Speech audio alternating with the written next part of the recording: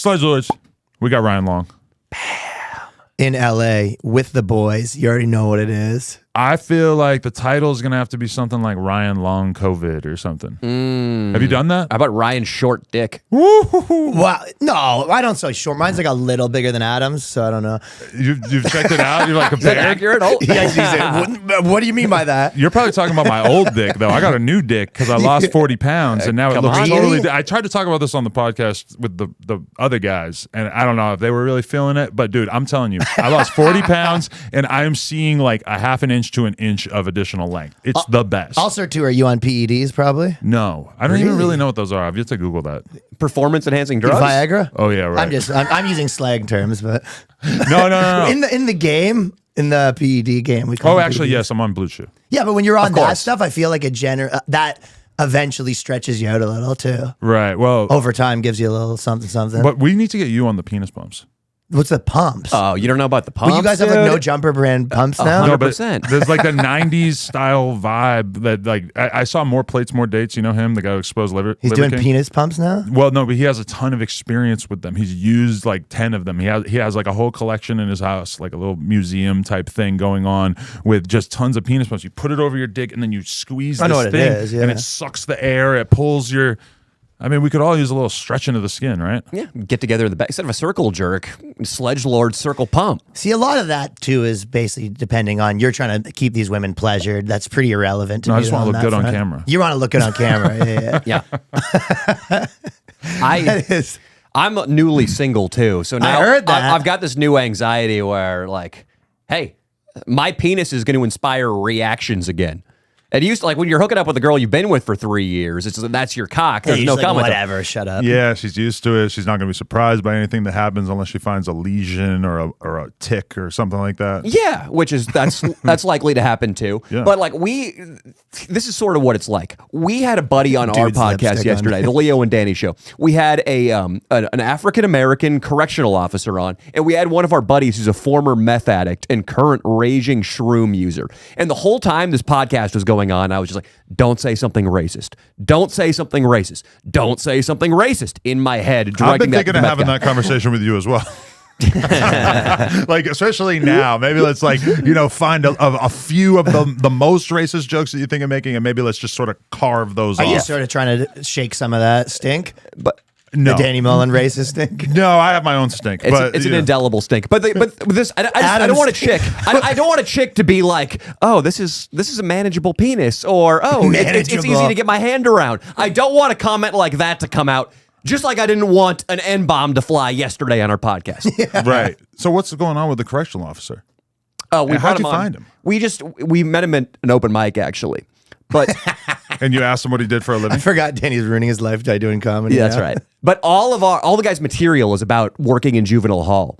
And Rat Dick Ralph, the guy who is addicted to meth and mushrooms, he is so petrified of anybody in any position of authority. Like, we brought on a Japanese comedian who's like 5'7" and as nice as can be. We just lied to Rat Dick and said the guy was a beat cop, and Rat Dick freaked out and fled the podcast. So now we keep doing that, and this time we actually brought somebody who has the authority to arrest him. But he doesn't, right? He's a correctional officer. You can't arrest anyone. You're right, but in Rat Dick's mind, he could be put away for life. You have no power once you leave the prison. You're right. I did sort of realize, though, Danny doing, like, if you're doing mics and stuff like that, that is the cream of the crop for psychos, and you love adding a new psycho to the squad. I love it. That is like the sewers of humanity. Yeah. It is, dude. It's so fucked up. So you feel like you're constantly meeting, like, the weirdest people you possibly could be meeting by going to comedy shows? Absolutely. Yeah, just of all ages, most of whom are very depressing to have to sit there and watch. 70-year-old guy that just left his insurance sales job and now he's, doing some character in West Hollywood trying to get famous. I like that guy, though, because that guy maybe has his pension secure and perhaps even owns his apartment. What's really sad is a girl got up. She's 39 years old. Her boyfriend of 8 years just dumped her, and her doctor informed her she's infertile. She's working at Postmates, and she's coming up onto the stage and you're right won't now. Stop me from trying. To do her like Eleanor Roosevelt. But there's routine. a little part of you that's wondering if this is a bit, and she's just making this up because it's funny. Yeah, I guess so. Yeah, it's so sad, it's almost fictional. You're right. There's every scene has like a collection of just like insane characters like that. When I did Kill Tony, I felt like I got like the most extreme version of that because the people who were coming up on stage are not pre-selected in any way. It's just like basically fans of the show, and a bunch of them did have like really solid like a minute or however long they get up there like worth of stand up on deck. But then some of them were like miserable failures that really made you feel like you were just spinning the fucking roulette wheel and just seeing what happened. Yeah. Yeah, and Danny's going to expose them all. He's like, I'll give you there's going to be like their big break. Like you're like the butcher that like, you know, lost all your fingers and now you're gay and starting to stand up at 72. Well, it's easier to fist without your fingers. What do you think about this? How about being mic number 6 on the Danny Mullen podcast? Mike, do you mind turning up my mic in my earphones? My mic just sounds weird in my earphones. But Ryan, what do you think about this? Like I've been doing, when I'm fortunate enough, I get a real show with a real audience. And to me, that is 10 times easier to do comedy in front of than an open mic, because an open mic is the 39-year-old single girl who's impersonating Eleanor Roosevelt. It's the butcher with no fingers. It's these bitter comics who just I love that this is your hot take, that it's easier to do comedy in front of people instead of just like other comics that don't want to be there. Well, no, I guess Hollywood. You're so experienced that you're just laughing at his greenness. It's kind of amazing. I'm not. It sounds weird. Of course he knows that. It sounds distorted. but like, what do you think? It seems like it would be a more valuable workout to go do a room full of people at the Hollywood Improv. I think it's like sort of more valuable to just sack up and rape these people's ears who hate you with your bits. It's really hard. There's 2 parts to it. One is it's better to do an audience. However, you need an audience where you don't feel like you have to do good, because it's impossible to like work on stuff. If you went to somewhere like it was like a show at the Improv and it's sold out, you're gonna just have to feel like you do your best 10 minutes. Yeah. You're not gonna feel like, oh, I can mess around. So yes, there's an in between for that for everybody. That's better, Mike. Like where do I have real people, but I feel comfortable enough to work on stuff? You need both. Yeah, but I do think that aside from comedy, I just think you're doing 2 things at once, because it's going to be a collection mechanism of psychopaths. Yeah. For you to like, every open mic, you can just see you leaving. Come on, guys. That's what we do, basically. 9 psychos with different hats.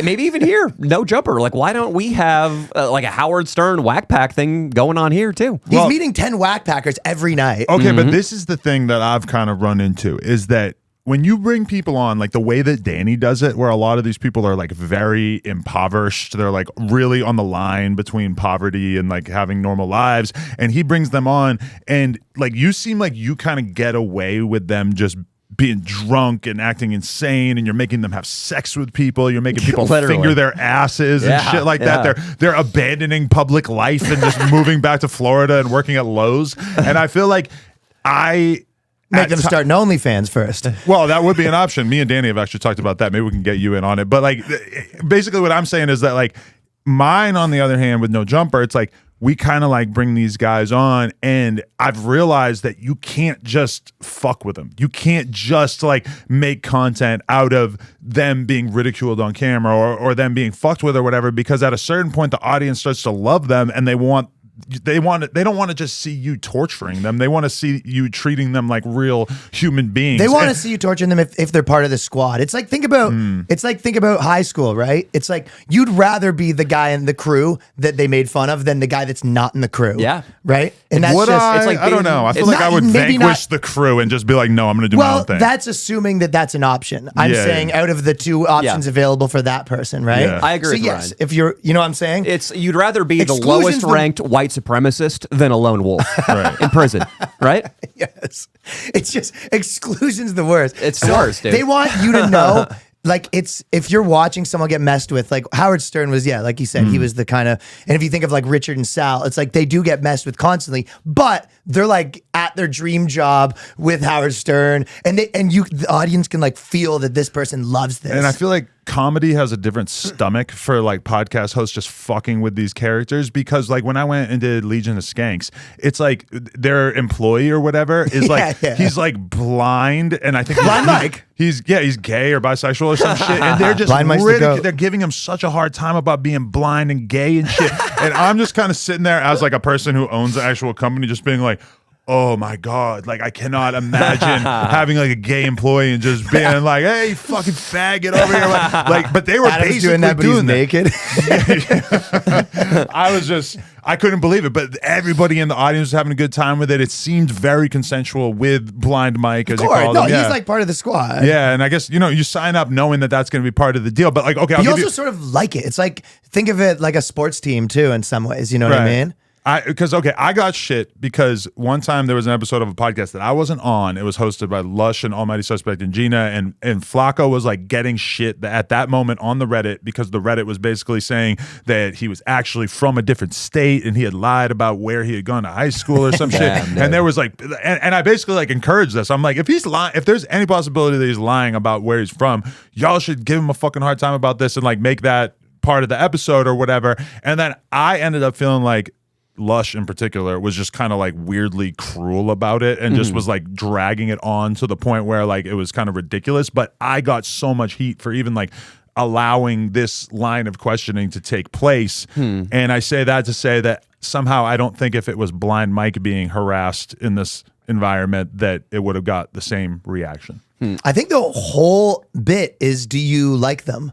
Like, and everyone can feel that. And I think that's, if you go back to comedy, it is that on stage. It's like, if you're making fun of your like wife, it was like, but if the women in the audience are like, this guy hates his wife, none of this will be funny. But then you But if they think, oh, this guy loves his wife, but he's making, like, all that will be funny to them. But then, okay. It's tiniest little things. Then you get divorced, not me or you or anything. But like, if you get divorced, then doesn't everybody just recontextualize all these old bits of you complaining about your wife and look at it and be like, look at all these things, look at all these problems they were having and look at the way he talked about her. And like, when everything's good, that's fine. But then as soon as shit gets messy, it's like, oh no, look, he's an abuser. Like, look at the way he talked about her. I want to strangle her being played in court. And you're like, okay, Dude, look at Louis C.K.'s back catalog. Louis C.K. That's like an Indian. That is an Indian rapper. I am Louis C.K. What do you think about masturbation? Who's a fan in the crowd? You sit there, I will beat my meat in front of you. You sit there, you open mic comedian woman who is 54, I masturbate in front of you. His entire, you could say that he blew up his marriage in order to blow up comedically, because all of his best material that put him into the stratosphere was about getting a lonely, miserable hand job from his wife in the guest bedroom. It was him going on Opie and Anthony, just giving a completely uncensored account of his marriage and the misery of it. That's what made him a fucking superstar. Right. But then you go back and look at it, like, of course this guy's marriage was fucking doomed. Yeah, but that's the weird thing is that when you could always choose to make content out of your own life. If you were going through some real dramatic shit behind the scenes, you could like make that the thing that you talk about on the podcast, which it almost certainly from my perspective will do well. Like the fans want to know you on that level, but then also you're just sort of creating this level of investment in the content where they're going to want more of that. And you're taking your public life and you're merging it with your private life. And I think you're wise to not do that if at all possible. Yeah, there's like pathways that you go down, and there's like, hey, there's benefits. But the same thing Danny's talking about with Louis C.K., it's like I feel like that's the same as your buddies. You can have a relationship where you go, hey, there's like a bunch of good things about this chick and a bunch of bad things about this chick, like any relationship. And then when you go to your buddies, you're like, you might just say the bad ones. I might not show up to you guys and be like, oh, my chick's so sick. Like, you'd be like, oh, this fucking woman won't, like, you know what I mean? She booked my plane ticket wrong. Like, you know, that's the part I'm telling you because it's funnier. Yeah. You're like, oh, my girl yesterday just made me a friggin' dinner. It's like primo stuff. Anyways, how you guys doing? And think about how many people... It's cool, it's not funny. And it resonates with so many people because think about in the audience, not only of the comedy club, but at home on Netflix watching stand-up, how many guys are there that have been married for 15 years, they have 2 kids, and all of the miserable stories you're bringing up, they can relate to, but they don't hear it from fucking anyone else. Like Ned, one cubicle over, is not talking about how his wife is getting fat and he doesn't want to have sex with her anymore. Like you can only get that from a comedian. So that's why it fucking resonates. And that's why, you're right though, I get what you're saying. You have to keep feeding the beast. And now Louis C.K. talked about that. His kids are out of the nest. He's single.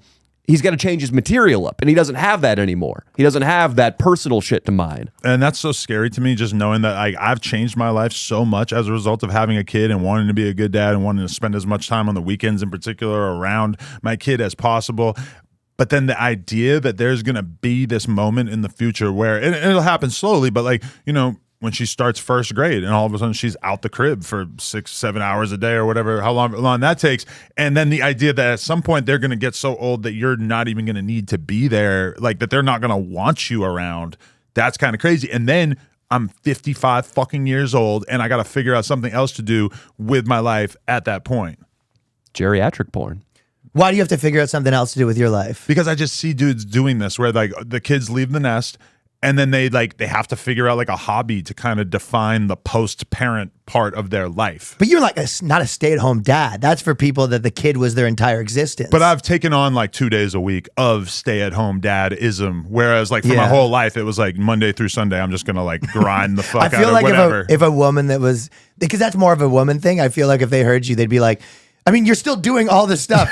You would, You have a weekend now. My girl would be deeply offended by me acting like I'm spending so much time with the kid. I don't even, when she has to go to school or whatever, I don't even know what I'll do my entire life. Like I've made very little. Like I'm already not out of the house like 9-10 hours a day. Yeah, fuck. You probably just continue running your business. And that's such a consistent thing with your girl is that once you have a kid, she will get mad at you for comparing your struggle to her struggle because her struggle is always going to be so much worse when it comes to the kid. The kid is dangling off her titty, draining her vital life resources. You just have to make your other struggle really hard. You have to be like, you don't know what it's like running this company. Like you gotta fight them on that front. That's a great idea. Make up like a fake struggle so I can get more relationship sympathy. You don't know what I'm going through. You wouldn't even know. You handled the 1-year-old. Congratulations. Every other girl in the world did that. You know what I did today? Fake mental health. Like just I interviewed Richard Spencer about race and IQ. Do you know how hard it is? Dude, I feel like it's such a crazy badge of honor that now I have a Media Matters piece that basically accuses me after having interviewed like, you know, many thousands of black people over the years that somehow having Richard Spencer as an ex-Nazi who's like disavowing his Nazi past or, you know, white identitarian past, whatever, that this was enough for them to declare that No Jumper is a safe haven for white supremacy. Like, I just am so taken aback by this and just, it's like I'm really... I want to like put that article on a shirt or something so that everybody can know, like, look at what they're doing to me and it could happen to you too. Yeah. Oh, 100% they don't care about anything that actually happened. But to me, the funny part was I listened to one of those that you did, and at some point you said, like, you know, it's a bit different now. Like, I feel like Media Matters won't even do, like, I think you specifically said in one of them that, like, there's no way Media Matters is even going to notice. Classic technique. You sort of bait them into writing about you like that, yeah. And they wrote it. Is it on the Wikipedia page yet? I don't know. That would be fucking interesting, though, if it could make it there. Thanks for giving them that idea. I did a video about PETA yesterday, and PETA was commenting on it, trying to get clout on my page. Really? Yeah. Was it working? Sort of. I was I thought it was cool. Right. Like, I made this thing making fun of PETA, and then PETA, like, actually sort of engaged and was like, no, we don't do that. And yeah. You know, but do you have any sort of, like, real hate monger points at this point? Like, has anyone ever tried to take, like, your work and be like, look, this is evidence of him being a terrible person? Or is it more like, I mean, we just don't think this guy's funny? There was a ton of probably my favorite one. I mean, there's lots of that stuff, especially during the pandemic when things were like real heated.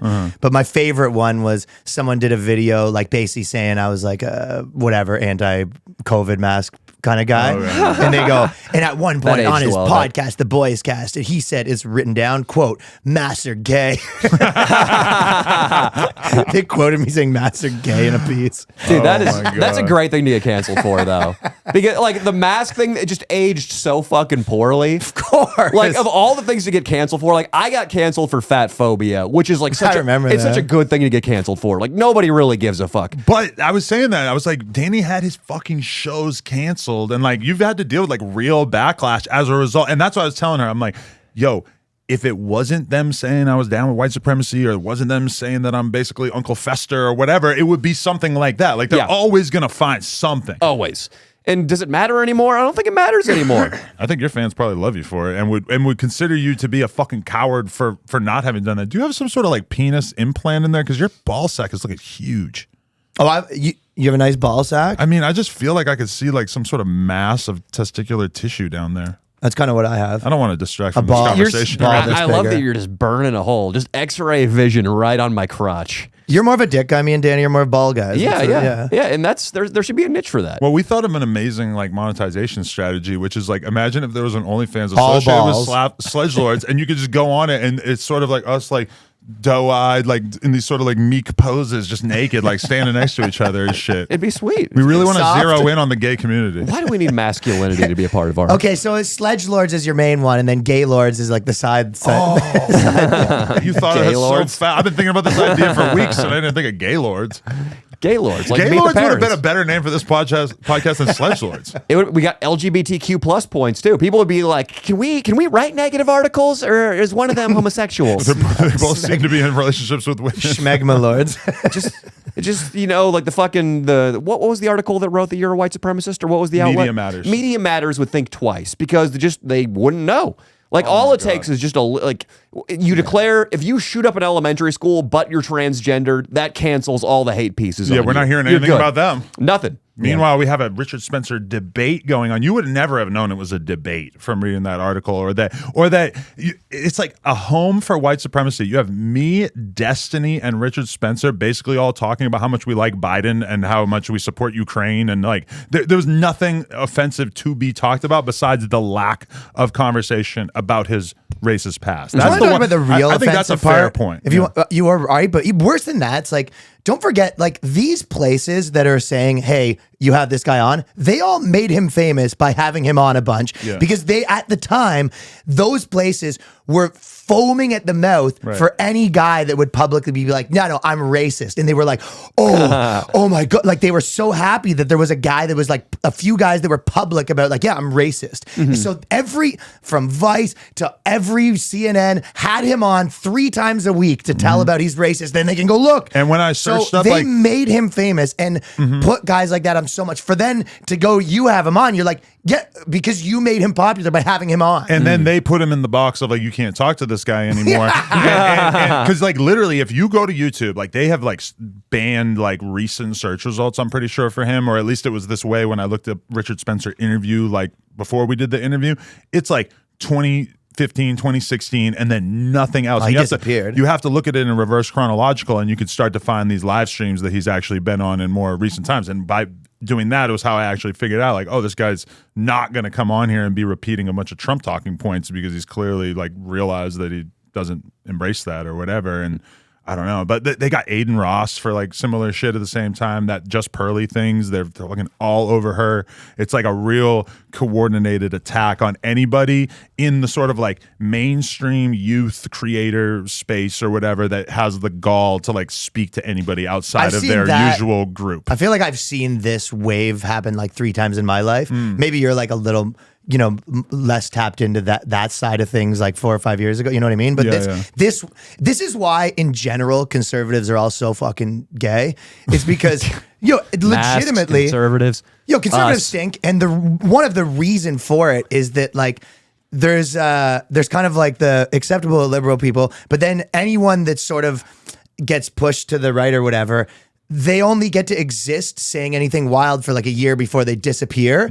And then all that's left is like really dorky, like, Matt Walsh types, you know what I mean? Yeah. So a lot of that thing where you're like, hey, there's this new guy that's saying the wild, there's always kind of like how there's a new rapper that's always going to say that, like, be the wildest like killer. There's always like a new person that'll say like more wild shit than you. Yeah. You know what I mean? There's always some, oh, there's a 25-year-old. There's going to be a new guy that'll ask more questions that you're not supposed to ask. But do you bust out, and then like, those guys disappear? Do you bust out talking points on your podcast that doesn't exactly capture your audience, where like the audience sort of reacts to it? Because I feel like that is what happened to Richard Spencer. You have to constantly be training your audience that like, hey, this is where I say what I think. I'm not your like savior. Yeah, because that's what happened with Richard Spencer, is that he got destroyed by the liberal media, got a fan base of people on the right, but then he turned his back on Trump, and so they all hate him too. So I don't know if he has any kind of like crowdsourcing or Patreon. He couldn't have a Patreon, but like I don't think his initial fan base fucks with him at all,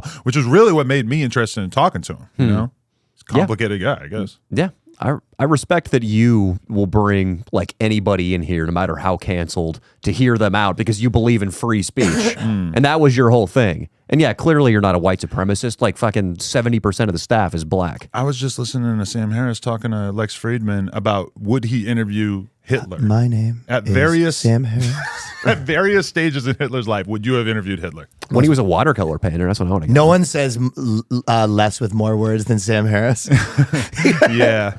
The three of us have been combined into this setting to speak in a way that we're doing a podcast. Like, you don't need to stop. We got it. We know, Sam. Yeah.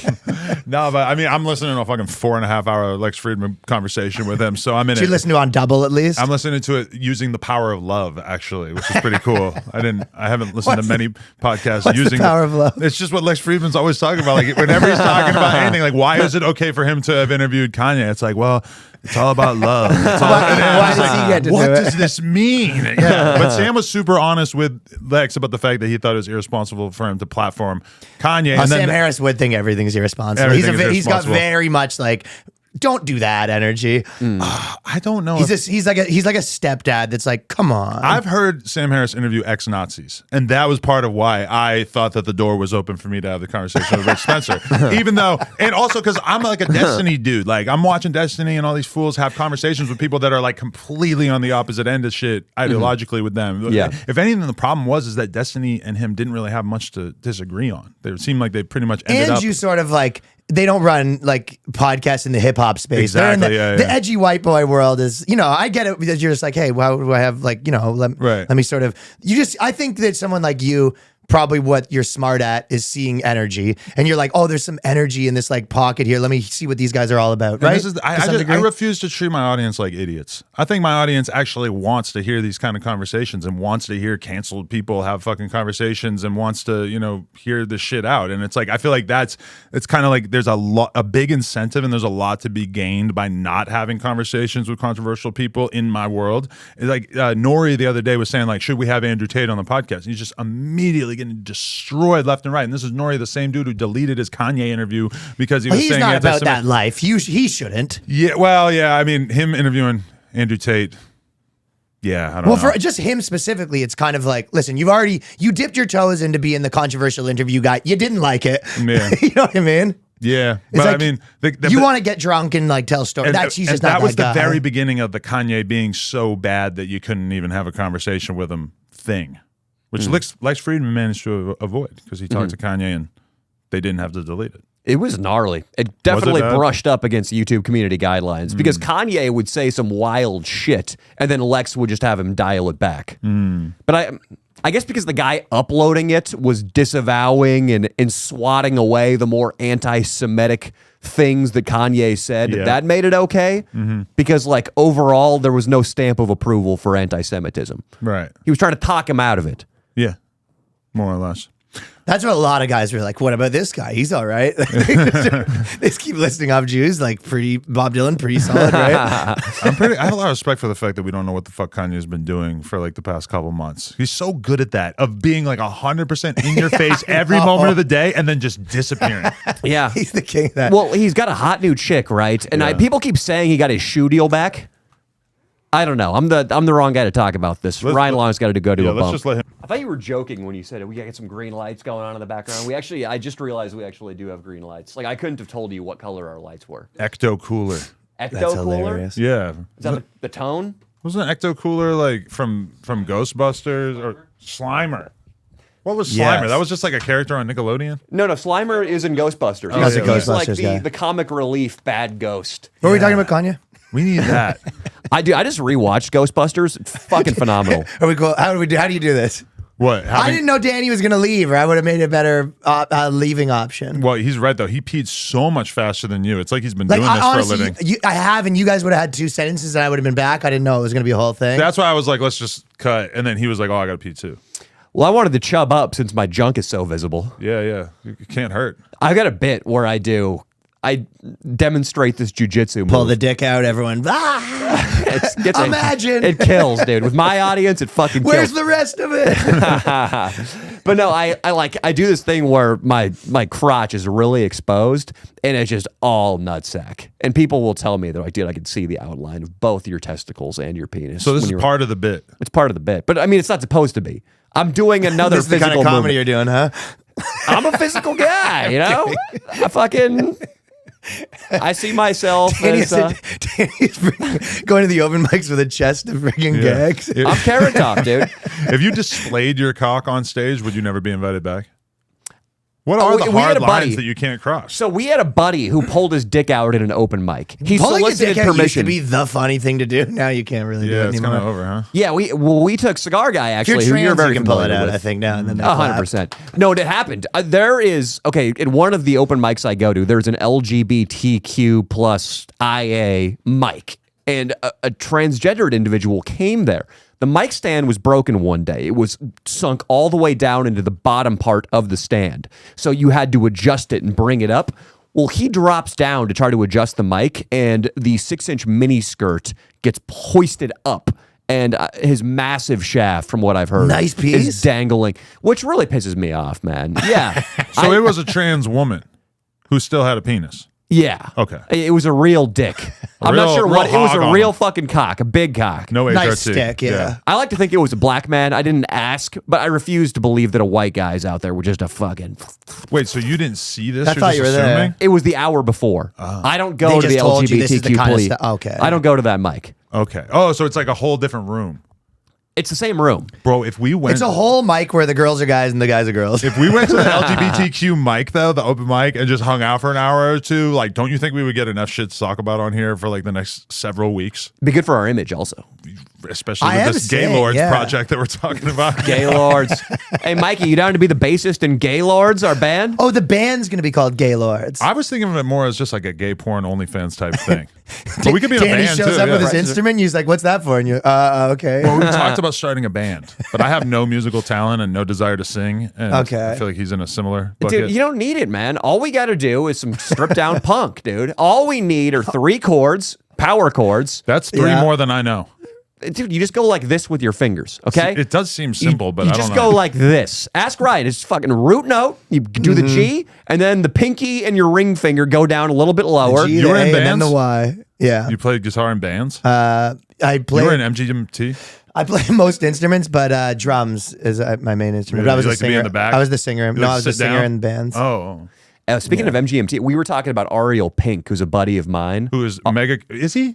That's so interesting. He's Yeah, I think he just did come down. He's Or, mega sorry, canceled yeah. because he Adam fucking Friedland went to the show. January 6th shit, right? he went to January 6th. So he knows my buddy Brooks A Kossover. patriot. And then absolutely. A man who wants voting machine justice. That's They how I got like to think of Trump. him. They got big protests going on in New York right now, and I was saw kind of that. jealous. I was like, "Fuck, that'd be fun to go muck And stuff up content. at." just to let you Yeah. know, my weird crossover with Ariel Pink is that I used to go to this porn house in the Valley. What's a and porn house?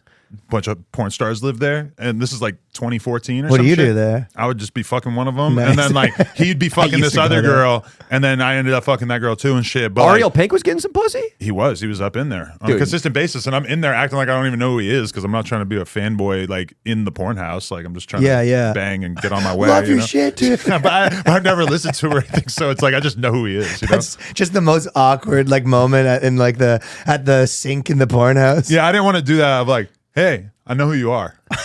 Not a fan or anything, but I know who you are. I love that he was there too, because he does not strike you as the kind of guy who would be at the porn house in the Valley, one room over from Adam 22. And this is like 8 years before January 6th. So at that time, I'm thinking of him as like Mr. Serious musician guy. I'm like Yeah. kind of surprised to see him there as well. Yeah. Yeah, if you listen to his music, I mean, it sounds like he's got a PhD in musicology. It's super Really? complex. Yeah, it's so complex. It's really, I mean, you need an Adderall and half a joint to understand what he's doing musically or to appreciate it. Wow. It takes a lot of listens to start sort of because the melodies Weezer. aren't simple. Oh yeah, totally like Weezer. It's like Buddy Holly. Basically, all of his songs are singles. Weezer is to me like that's like a slightly more complicated band. They have a lot of interesting things going What on. are you in talking there. you were being about, serious dude? about that? Yeah, right. No, you're There are all joking. kinds of like weird little breakdowns and like bridge things going on That's and a stuff. crazy comment.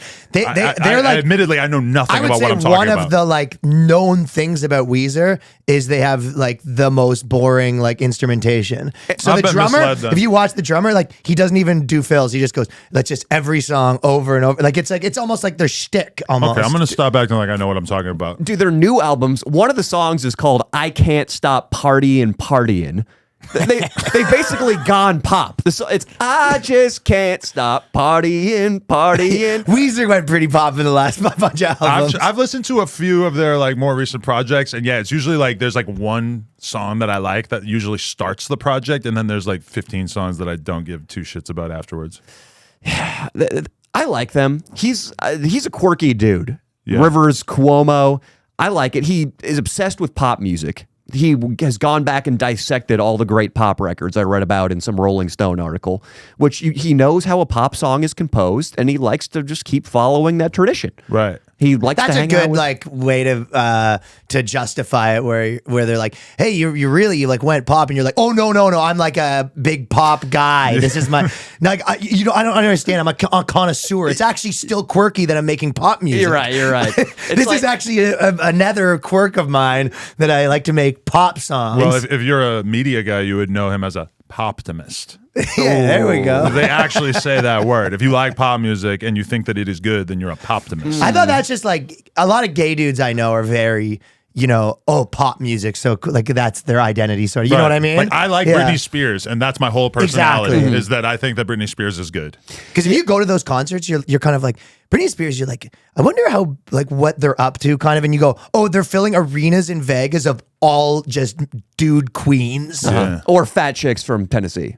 I guess it might be that too. A lot of that also. Yeah, I was the weird thing like I wearing just see your two people that I won't fuck. It's weird, like wearing your musical identity on your sleeve. Also, a guy walked into Whole Foods the other day, and like his whole demeanor, posture, outfit just screamed, "I suck cock," and that's the only interesting thing about me. Describe his outfit. Up to here. Up to the nipples, Sledgelords crop shirt. top. He had a very expensive looking French bulldog with a bedazzled leash. I love it. Boots up to his knees. No socks for sure. And it's just like, what is the equivalent for us? Like, what is the outfit to let everybody know we love fucking pussy? Like that, like Yeah. you know that Kappa brand the guys have on the back of their mud flaps on a Maybe truck that. with like the two naked chicks back to Yes. back in silhouette. Love that. Like we got to have that all over I would us. say the Russell Brand outfit probably the closest thing. Like any shirt that like drips really down low. That's Yeah. kind of like I'm very my personality is very created around what will get me the most pussy. Sure. But at least that's like enlightened pussy getting. At least that's like, I'm going to read your palm You're and take you to a hip cross-legged, tea yeah. spot in town. Right. Like, we're going to get some boba or matcha. Okay, so what do you- matcha is like the new pussy You give getting me a drink. better one then. Like Like a male. Yeah, what's the like I guess you go with Did you just say fuckboy. matcha is the new pussy? no, matcha is the like a guy who wears the Russell Brand shirt, he would take a girl on a matcha date Yeah. and then take her to his flat. Like that would be the pussy lubrication I don't think there's move. anything wrong with ordering matcha, but I think if you ask a girl out to matcha instead of saying out for coffee, then you have some serious issues going on. I know I'll what you agree. mean, yeah. I'll agree. And I don't know, like my idea of a guy who's wearing his sexual identity on his sleeve would be like, my other car is an M4 assault rifle. You think those guys are getting a lot of pussy? I feel like that guy's got like a wife he beats. He's got one wife who behaves. But if you asked that guy if he got pussy, he'd be like, fuck yeah, I get pussy. Yeah, if I wasn't married to Betty Sue over here. if I like, wasn't married, Yeah, I don't know. Just that guy, if You have sort of like a getting pussy look. Don't you think? Like that shirt. genre? No, it's a little fratty or whatever. He's I don't tall and skinny. I feel like he Yeah. like could ooze pussy getter more than he actually does. I Don't you know, think? that's true. I agree, But he yeah. isn't even back into the swing of things either. know. Interesting. I know. and I, when I went down to your show in San Diego, we were dressed identically. We both had backwards black hats and like a matching Totally. shirt. No, we have the same like genre of human for sure. Yeah. We're pretty Like, you know what I similar. mean? When they're putting them in, if there was 12 categories, we're in a similar category. Well, Stock we're white all guy, pretty. yeah. We're Stock- all pretty I- similar. do I I don't know, avoid stock it? white guy opinions. I mean, I have like I like tattoos. Elon I, feel Musk. like that puts me in like a slightly different, or Yeah, just like dude. too many tattoos. I feel like I look like a Warped Tour reject, whereas Yeah. you guys look like a little bit more like hipster. No, there's. I don't know. You have a little more urban. He has a little more frat, right? You just have a I'll big take cock. that. You I'll having take a that. big cock and displaying it on camera is what separates you from us. Is that the thing? 'Cause Being I a feel like big- that's relatively new. Being a big cock guy puts you in like a different genre. Do you want to hear about how my cock got bigger since I lost weight again? Because I'm totally prepared to talk about that. I think we need to hear about it. I don't think you've driven the point home. There's new veins. Really? Eh? I got some new veins. I Wow. couldn't see There you them a go. couple months ago. I Wow. can see them now. I'm just saying. Are those driving the girls wild on All the right, I'll Plug leave it Talk alone. couch? I'll leave it Reaching alone. way deeper into the guy's ass now. Yeah. New places where I'm finding male shit. Some other gay lord. Is that a vein? No, dude. Oh Hey. my god. Yesterday when I was getting my fucking STD test, I felt a little bit of energy. Like maybe the chick who was administrating the STD test knew who I was, or like Thought it was a little you're cool. used to seeing these people over and over and over. Because it's like we just keep going to the same place. But this is my first time having her draw my blood. She puts the fucking needle in, and then when she turns around to grab like the vial for the blood, she just rips it out of my fucking vein and has to like completely reinsert it next to it. I'm just, Amateur hour. I'm really feeling like I'm getting torn apart over here. Ow! God damn, dude. I've been to that place where you get your blood drawn. Yeah, you filmed a terrible video talking shit to the employees. I was like, At the I hope STD place? I hope they never see this and judge me based on it. Yeah. Well, one of our cameras cut out during that segment. That's why it was filmed so poorly. Oh, I wasn't. I was just saying more like the fact that you were just going in there and harassing these employees was. Yeah. At the STD clinic? I'm just Yeah, hoping that they can't funny. like That wasn't the put it premise of together the and video. figure out that I was like, oh, like Adam has fully like embraced this asshole is coming in here. And I used to have bothering a us. few places like that where I was just like, I caused ruckus here. Wish I kind of didn't because I'd like to be able to go there. Really? Where? Like a store or something. Like I used to have a TV show that I just nonstop would go wreck places, and there was like a pretty big mall that I was essentially like I was not showing my face there again after this video. Do you feel like you've outgrown being a public nuisance for content? And Yeah, do you I think have. that Danny Mullen will ever outgrow it? There's different. Me and Danny, I remember the first time we met, we sort of talked about this. Like when you're young doing public nuisance content, the only real move you have is like push it till you get kicked out. Yeah. And Yeah. then you kind of, develop, I would say that, like if you look at like British comedy, so Americans, it is a little more, that's where it ends and then it becomes something else.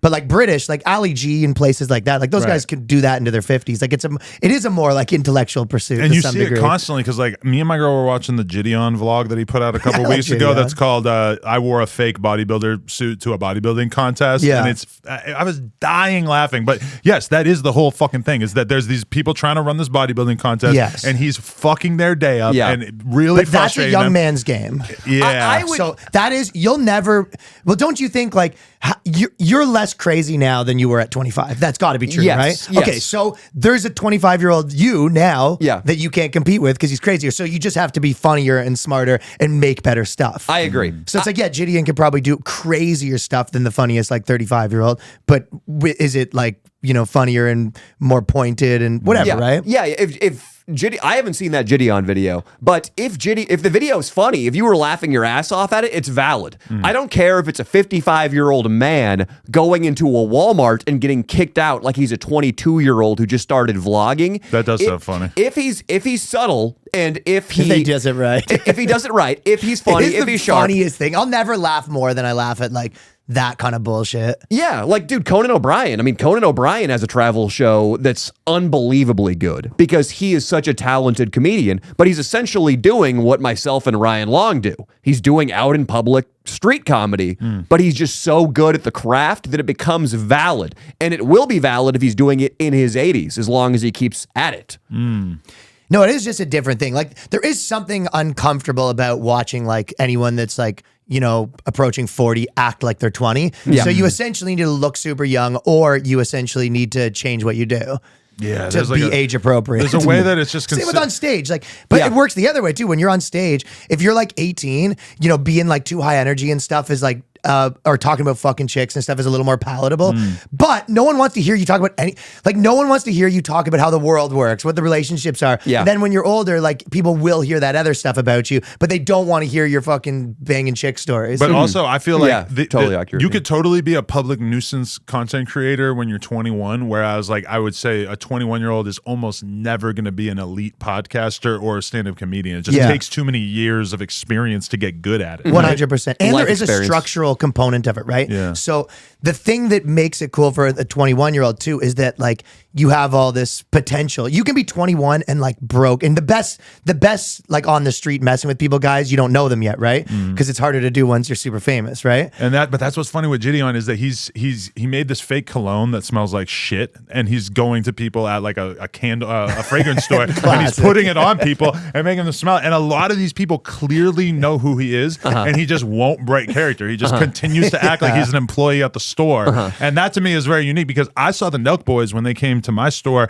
back in the day, in the middle of the SoundCloud era, 2017 or some shit. I remember that video. And they came and did a video, and I remember them getting kind of frustrated because everybody recognized them in line, even though they were already We have to done do up. costumes. Yeah, but they had costumes, and it's like still everybody fucking knew who they were the because bit's over. my store was their exact demographic. Yeah. Like all these fucking people already watch your videos, Yeah. but Gideon was just kind of like powering through that. Yeah, that's why you got to get off the beaten path. That's why I love flying course. to Topeka, Kansas, and going into the local city hall because nobody, not that I'm that recognizable anyway, but you can be damn sure All it people takes out is there. one to ruin the gig. Yeah. Like one thing that I'll have happen, and again, this is like a pretty small part of like the content I do right now. Probably like 10% is like me doing street stuff, but like one thing that you'll have is you're like go somewhere to film, and there's a couple guys that know who you are, and they sort of sitting around and watch, and then anyone who walks up can tell that you're famous because there's people or whatever, right? So it like you have to go up to those guys that are fans and be like, hey, can you leave? Yeah. Stop. Or the worst. Yeah, the so worst all it takes is a couple people to kind of ruin your gig. and what I hate the most is when they aren't fans, they just see a camera and they're like, oh, damn, this guy must be on TikTok. And then they start hanging out trying to get selfies when you're in the middle of a bit. Like when you have somebody on the hook Sure. and you have a comedic situation developing and these two guys are lurking, just basically trying to get clout for their t-shirt company. That was me anytime I would be filming shit at the store back in the day. Is I'd be standing there with a fucking mic or on the vlog camera talking to somebody, clearly filming somebody, and motherfuckers just come up to me like, hey, can I get a selfie? Like all up in the fucking camera and shit. Yeah. And it's like, I want to strangle you. And they like, don't- how do you have no respect for the fact that you watch this content Yeah, oh, and I that hear you're you. coming They're up to me in the crazy. middle of it and interrupting and trying to make it all about you getting a fucking photo? Yeah. Yeah. That happened to us in Vegas. On our newest video that happened to us. I was like, this is a fucking bummer. Like we have guys that are coming up and trying to get selfie. I don't even think they recognize And a us. little bit of it is fine. But as soon as it becomes like too much, it's like, no, this content cannot work if I have people trying to like accost me in this way. Yeah, and it's totally fine once like the bit concludes and we're walking back to our car. It's awesome. I love it when the fans come up. But almost 100% of the fans have enough common sense to not go in and interrupt a comedic moment that's playing out. So let me ask Ryan this.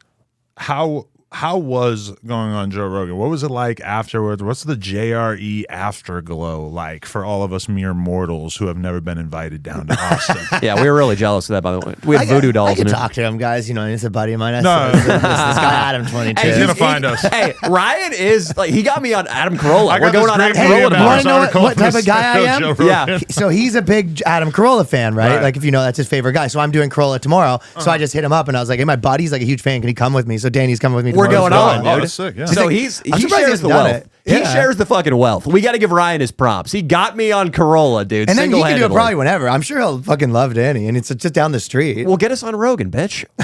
That one's tougher. How did it come about? Because I'm always hearing that he's yeah. like booked out 3 months in advance, and it's like, you know, like you know a lot of people that you know Joe Rogan knows that he Yeah. hasn't invited on. So like, even though I knew that Okay, so- you would be a logical person for him to have on, when I saw it, I was still like, holy shit, it actually happened. Yeah. Well, one interesting thing for me was that I kept getting messages from everyone being like, yo, he really likes your videos. Like Dave Smith, Giannis Pappas, Really? Luis Gomez. There's like one or two more. Ari would message me and be like, yo, Rogan just sent me your video. I think Schultz too. Damn, dude. But That's so sick. I think he was like over the years, like seeing my videos. But I think, and people will be like, oh, that's my boy Ryan. But I'm sure he's so inundated with stuff. I literally, my thoughts are that he kept seeing those videos, but just thinking it's a different guy every time. Yeah. Like not really putting it together that like, I like this guy's videos. I think he just kept thinking like, oh, here's a funny video. Yeah. And then someone being like, oh, that's our boy Ryan. Like we know, but like, because he never met me, I think none of it clicked. And it seems like his social media consumption is kind of limited, you know, like because he says that he doesn't go on Twitter and stuff like that. So like when you do see Joe Rogan reposting something, it's like it somehow got through to him, even though it feels like he's making a concerted effort to not be all up on social media, right? It's super smart what they have going on right now, because like to be really good at comedy, like in a way you do have to be like insulated, but in a way you do have to know what's going on too, because it's like you can't. It's it's just a constant problem with like your information diet or whatever, right? Yeah. How do you not, especially when you're that big, how do you not have everything always, and then how do you not stay complete? How do you not? The other version is like a lot of people will just, I'll tap out, and then they just start to feel out of touch, right? Yeah. So he has his little crew there in Austin. But then, so I went to Austin and I was doing stuff, and then eventually I met him, I think, at the Vulcan.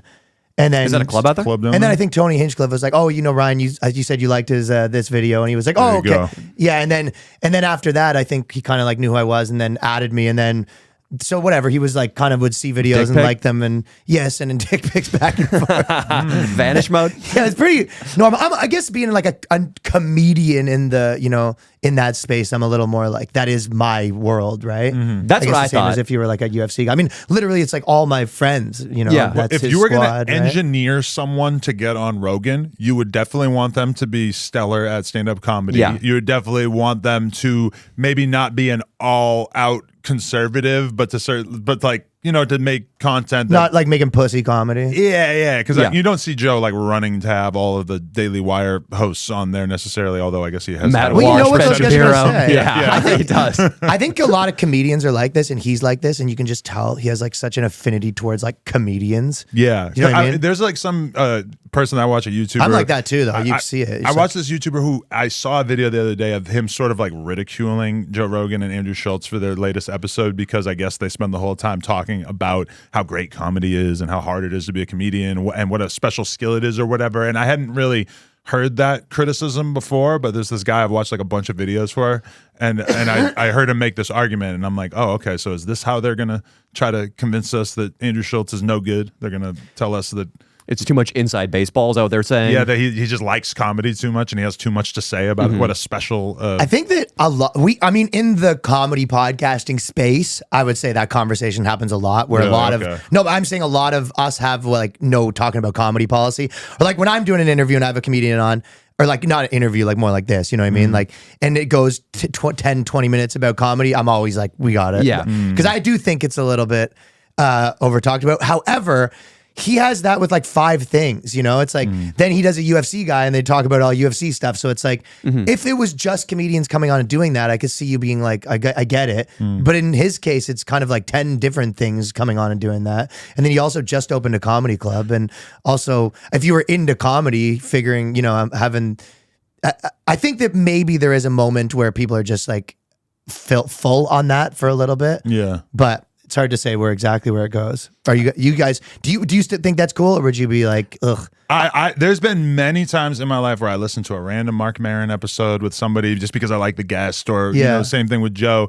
And then they do kind of do too much of the thing of just talking about stand-up comedy and just, or even just like naming random fucking people from back in the day. And this guy was so funny in It's a little too like 1979. if you're into a nerd. if you're Yeah, and a I'm kind nerd. of listening to like, you guys could be having a way better conversation. And that's something I feel like I'm frequently accounting for in my brain is like, yeah, we're having a conversation, but what would be the better conversation? Like, what's the more interesting thing that we could maybe get to? And as soon as I start to feel like I'm kind of having like a reiteration of a conversation I already have, my brain does start Or a conversation you might just have in real life. Like, and I guess that's why it's cool that it's kind of like, this is how those two people probably actually would talk. You would talk about comedy and shit like that. Yeah. However, maybe there is a point where it's like, it was pulling back the curtain. And there is also a point where it's like, okay, I saw the whole curtain thing. Let's get back to business. Sure.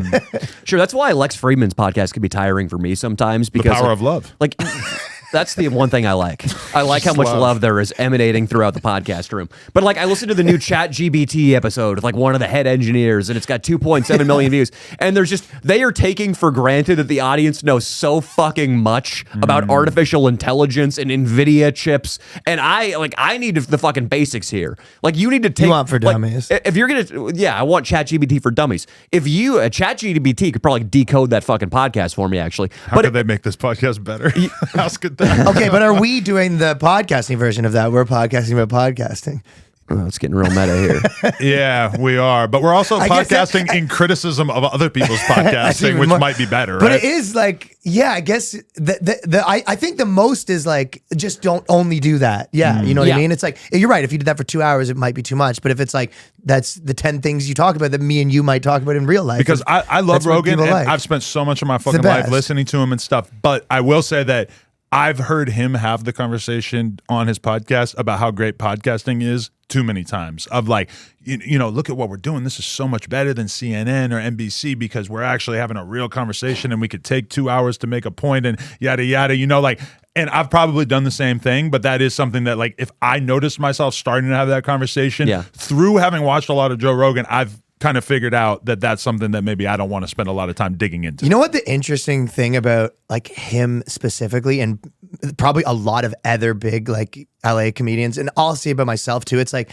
with podcasters, there's so many things that they go, oh, this guy does this and it's bad, and this guy does this and it's bad, and this guy does this and it's bad. And it's like, they go, this guy interrupts too much, this guy does this, and they go, and then lo and behold, every year they're the biggest ones. So it's like, is this just like the same as hipster advice where they look at musicians and they go, oh, this guy does this, that's why it sucks. What's really cool is this band no one's heard of. Yeah. So it's kind of this interesting thing where everyone gives you a list of things that are bad, that is a quality that all of the best ones, the biggest ones have. And I see that with me a little bit, where I get like criticisms, but it's like, when I don't do that, those episodes do worse. So it's like, do they know what they're talking about? But don't you feel like at the end of the day that podcasting is kind of a popularity contest, and it's about that more than like who's having the best conversation? No offense to Logan Paul, but he has like one of the biggest podcasts in the world, right? He's one of the biggest stars in the world. Well, you know better than me, obviously, but I think that my take on even what I was going to say about the Rogan thing is, I think that there's something like, yes, he maybe says that same thing, but then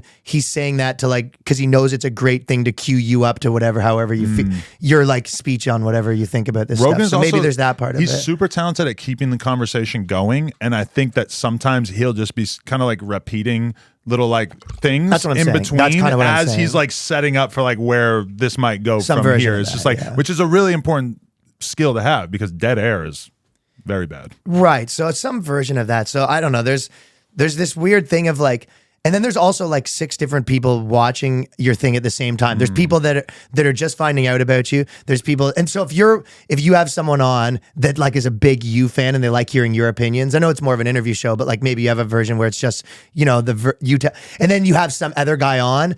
The people that are his fans are going to be like, let him speak. Yeah. And the people that are your gonna fans might be like, this guy won't shut up. Like, so it's this weird.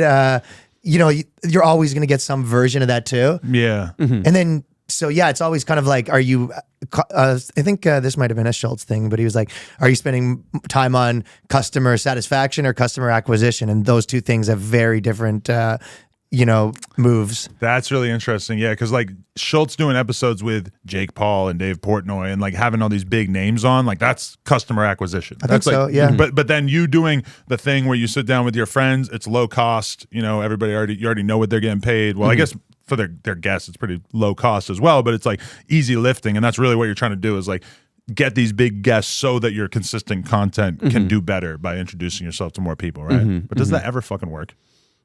Getting big guests on shows. What do you feel like your views on your podcast, the Boys Cast, for the record, as which is kind of like Gaylords? Do you feel like this collaboration was meant to be? Did you immediately see like a surge in people watching your consistent content as a result of you going on Rogan? It was another thing that just kept, like, I think right now there isn't one thing that doing it once is going to change your life, but it definitely. I would say for me specifically, just the same way that I was that for him, I think a lot of people see me as like, I mean, they go, oh, that guy, he does the couple videos I think are funny. Like, oh, I think my friend sent me his videos or whatever. And then now they know my name. Like, so I would notice a little bump in my shows where people would come to shows.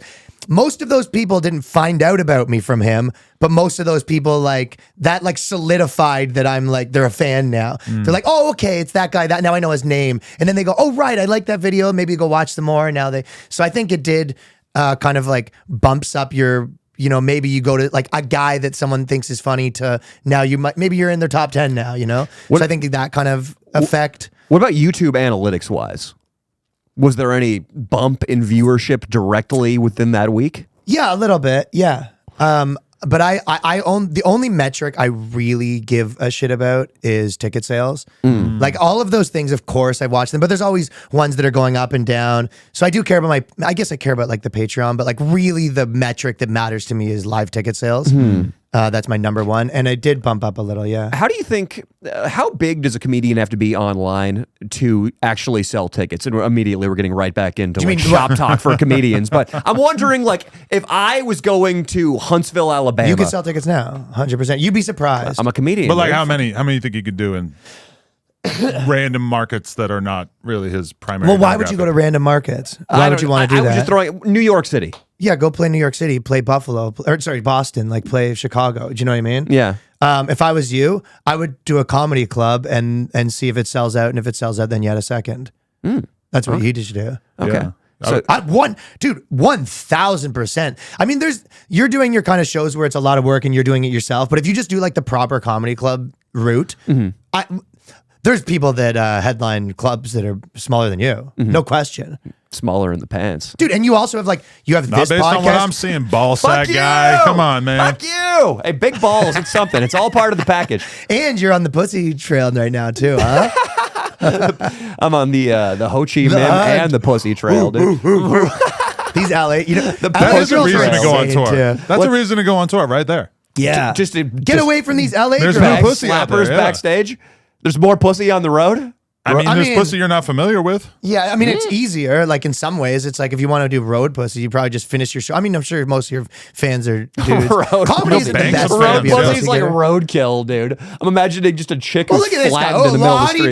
He only wants Mr. Too Good for Road Pussy. I love it. I just love the name, Road Pussy. Okay, are you familiar with the Wiggles? Roadkills. Yes, the children's Australian act. children's group, right? So I was reading about the history of no, they're getting road pussy. No, but okay. So she was 5. They're a children's group, and there is a girl who joined the group at some point, right? Named Emma Memma. And Emma Memma joins the group, becomes very popular as part of the Wiggles, and then at a certain point she leaves, and I was looking up her YouTube stats. It doesn't appear to me that Emma Memma is doing that well since she left the Wiggles. She thought that she was bigger than the program, and it turns out that you're not bigger than the Wiggles. No. And especially, imagine how hard it is to get into that kids algorithm for like kids song content like that. Like the fact that the Wiggles, and so I'm reading articles about the Wiggles and learning about their business model. And so number one, like they change out members, and it pisses off the parents, but it doesn't really piss off the kids that much because the kids are only into the Wiggles for like 3 years, right? They spend 80% of their fucking time on the road just to continue this business, which is kind of amazing to me because I would think that once you've been the Wiggles for 50 years that you don't need to go on the road that much anymore. And that kind of made me feel like, oh, am I just like massively lazy because I don't travel to like push the voice that I'm trying to get out there? Because the Wiggles are doing it. Live podcasting's sort of newish. Yeah, and I'm not, like, to be totally honest, I'm just not interested. Like, it just sounds like hellish to constantly be on the road, you didn't come up being a live performer. Yeah, and I have no interest. It just feels like it would be too destructive to my, like, day-to-day life. But it's a nightmare. When I talk to comedians, or I realize that, like, oh, this is just part of the deal. If you're a comedian, you got to be on the road a lot. Like, that's just expected, right? Yeah, live podcasting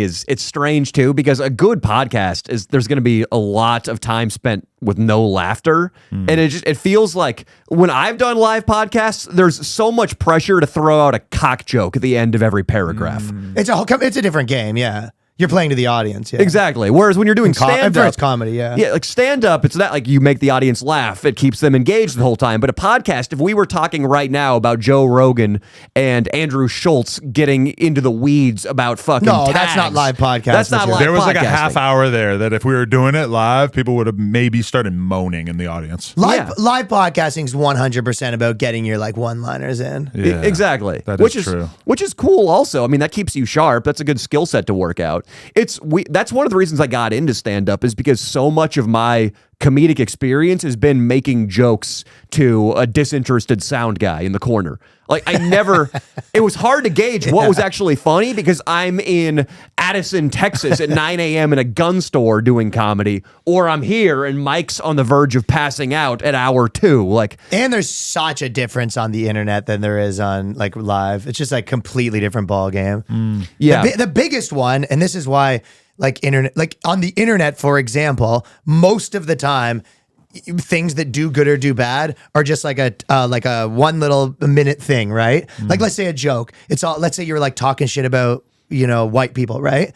Like Love that. edgy Great comedy, content, dude. Oh yeah. my Well, okay, God. but perfect. Media Matters article Look coming. out. Yep. But you guys already have like an opinion on that, right? But what if I was just talking shit about black people for 5 minutes before, and then I'm like, oh, white people aren't so great. Here's my white people joke, right? Right. So in the context of like doing an hour, it's all about the same way in real life. It's like you can't just shit on one thing over and over again. Yeah. You really do need to be like a balanced human. So Yeah. this idea of people go, oh, this is too much, this is too much. Like the audiences aren't crazy people. They don't want you to like just bully someone. Like, you know what I mean? So it's like, but then now because it's all clips, you take this thing that might have been like a palate cleanser, and then you get reactions like that where like another comedian with jokes about, you know what I mean? And think about how sinister it is that we all do this sucks. long form content, and now we're all having editors chop it up into 60-second reels and TikToks so that we can ideally get people to go watch the long form version. But in reality, we all know that we're kind of like training people to just want to consume the 60-second version. Yeah, they don't need to. And there used to be a lot more of a connection, I the feel game's like, messed from up. like a TikTok doing well and then the original podcast doing well.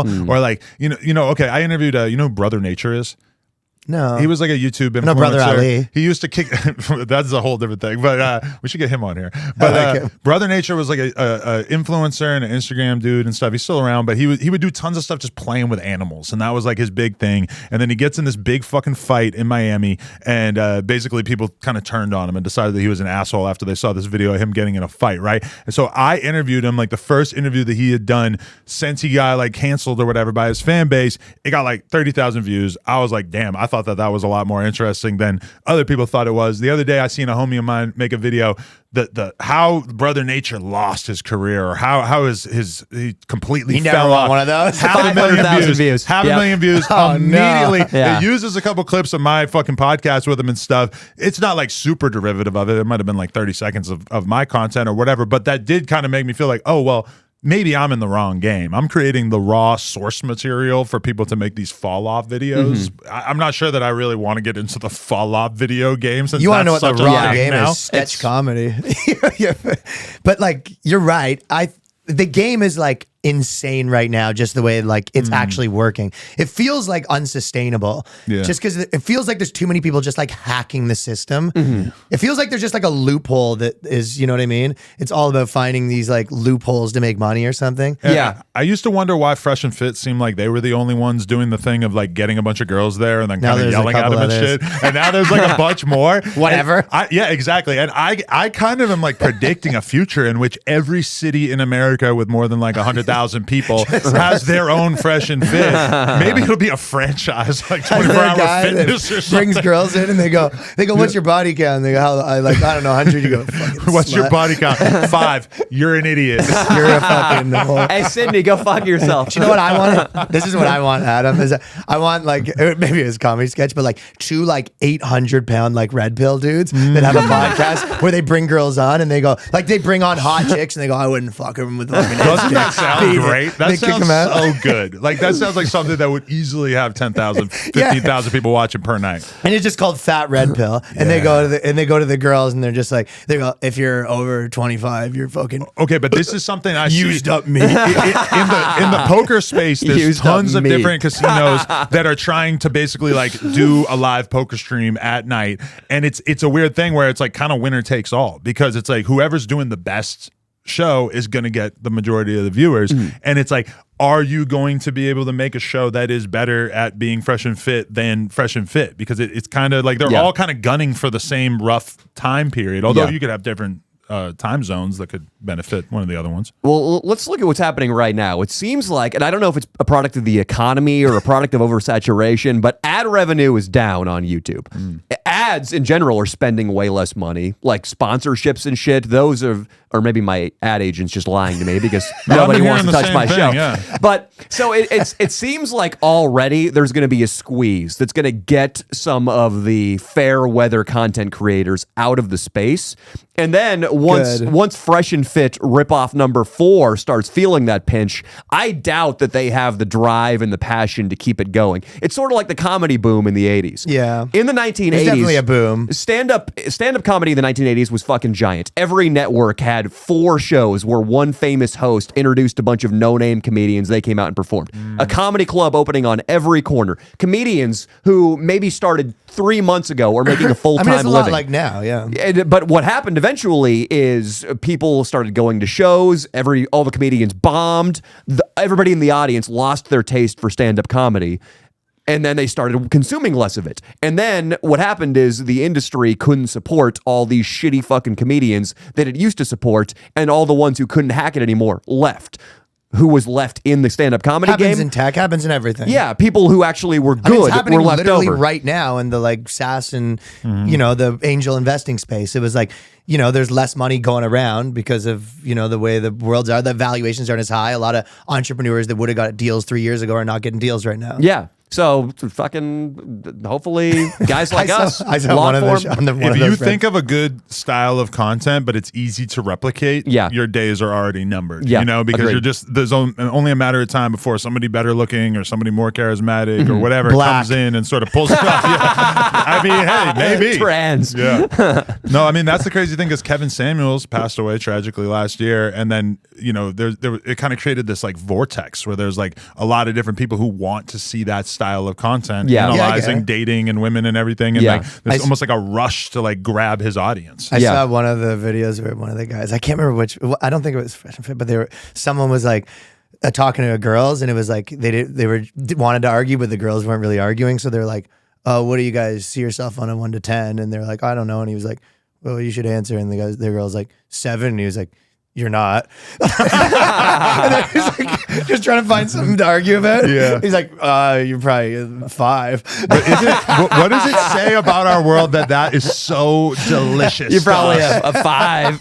We just cannot little look away. hesitant about it. A guy telling a girl like poking holes in her ego is just like the most irresistible thing to people on Twitter. Oh yeah. It's fucked. So funny. Yeah. Well, a lot of guys have been rejected and had their heart stomped all over by some chicks, and they're just fucking like Mikey over there.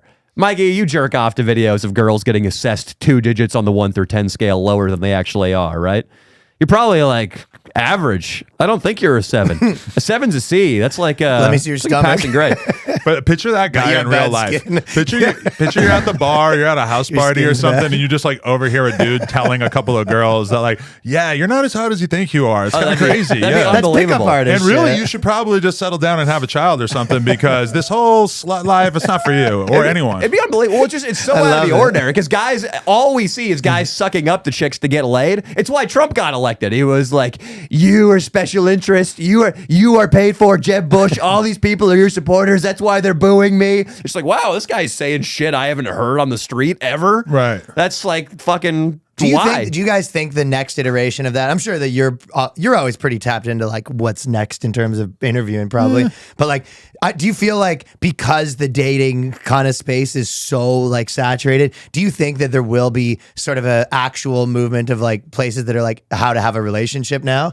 Because I feel like there is the like, even in comedy, it kind of goes through waves where there's like getting pussy comedy, and then there's kind of like dudes talking about like what it's like to be in their relationship. Getting pussy comedy. A little bit, you know what I mean? Road pussy comedy. Yeah, road. That's gonna be my angle, but like dude. young fucking, you know, what it's like fucking chicks comedy or But whatever. I just don't know if that's I've never really done. going to get views if you actually entered into the dating content space and we're coming at it from more of like a holistic perspective and trying to really teach guys how to like actually become like a fully functioning human being. I don't know if that's what the market is. I operate like way more in that space of like, this is like, even just when I'm talking about stuff like, you know, it's more about like, if your chick's doing this is how, but it's not like, here's how to just get unlimited pussy. Cause I feel like that's my most like dudes like at some point kind of figure that part out. And it might take unlimited pussy? I don't know. I think you're expecting too much of them. No, not unlimited, but like, okay, I would say this, like most young people probably need some like shock that tells them how to like interface with girls or whatever, right? Yeah. But no matter how you slice it,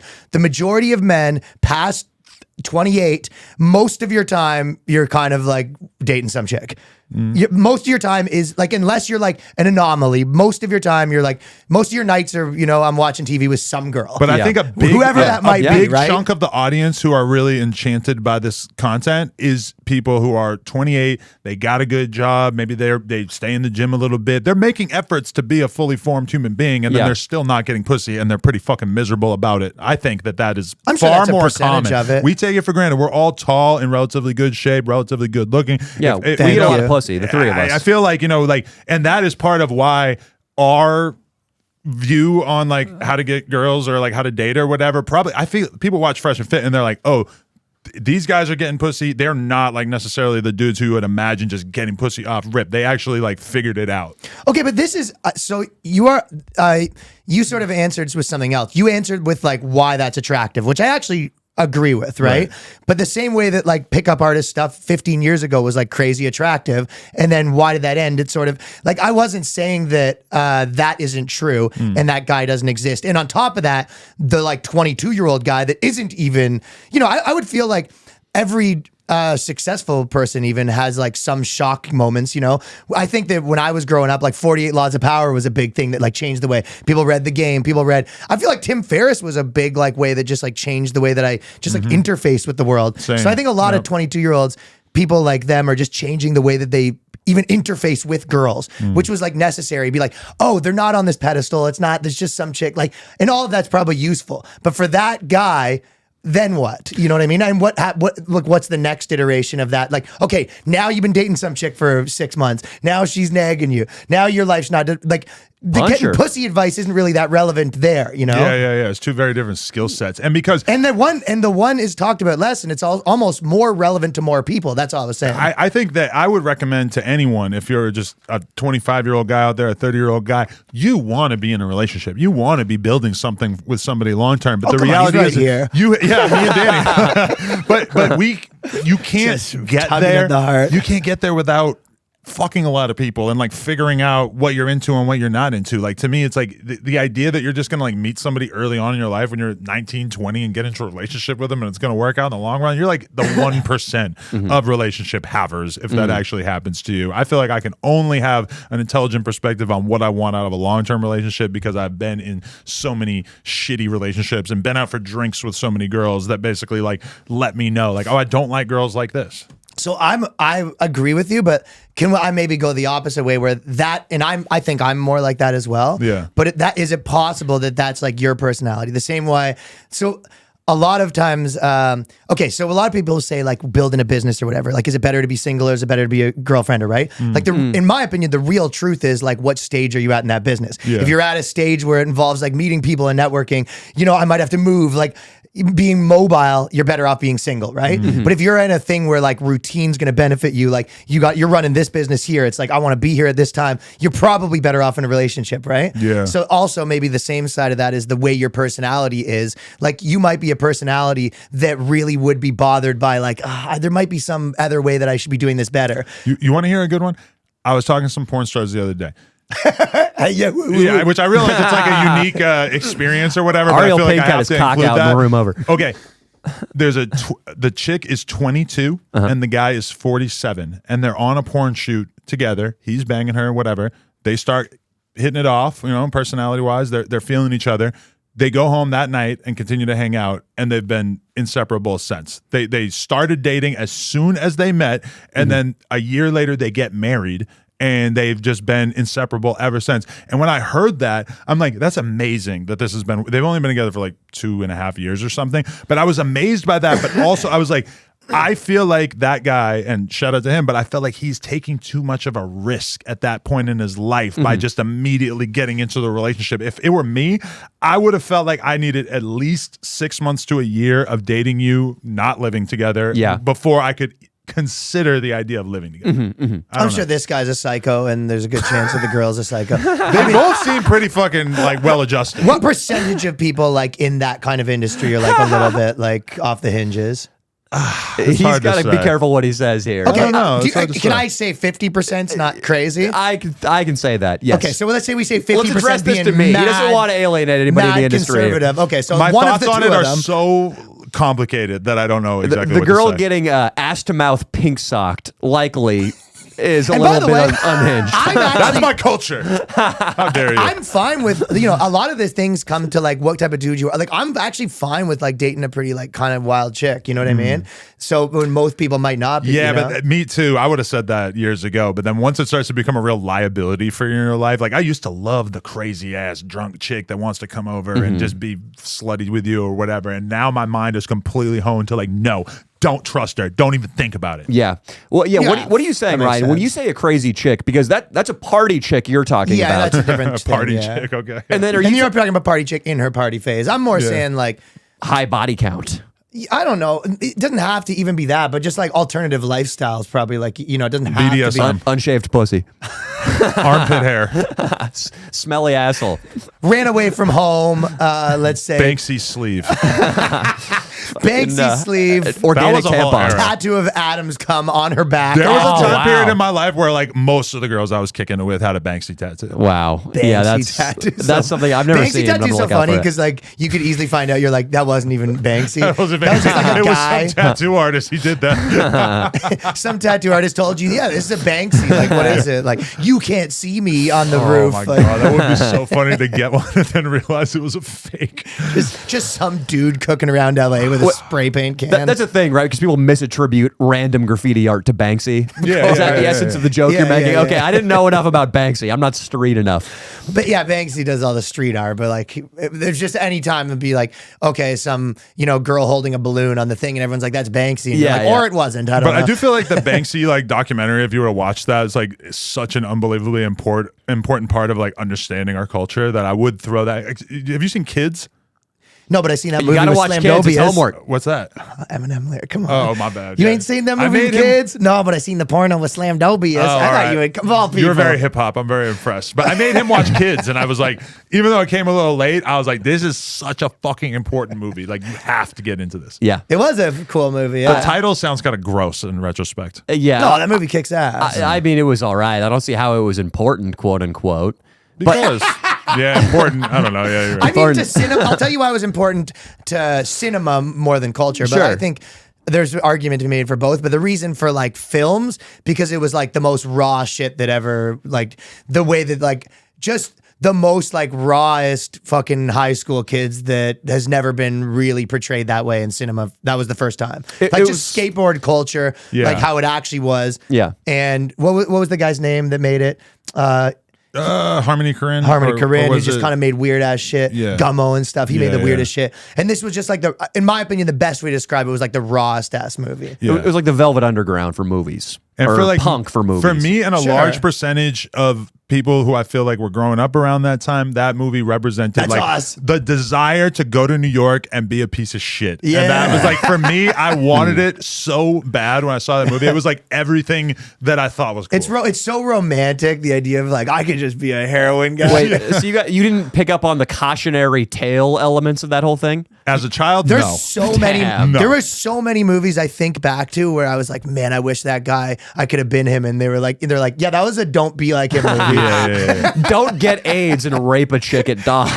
even stupid ones like Wayne's World. I was like, oh, I wish I could. No, be but it's Wayne. so easy for me to take that ending scenario and be like, okay, I'm not gonna get AIDS, but the rest of it was pretty fucking cool. Oh, yeah. That's like all these skinhead kids are super influenced by American History X. All you got to do is not watch the last like 15 minutes of it, and it's gonna seem like kind of like cool, right? Yeah. The first half of American History. Yeah, the first half will get you real into it. Then you just kind of, who pays attention to the end of the movie? And it's crazy that that's a fucking thing. Like at my high school, there were kids who that's exactly what they did. Like they tuned out before the redemptive arc happened. Really? Yeah, you get some bad ideas. You go, we can be black kids at basketball.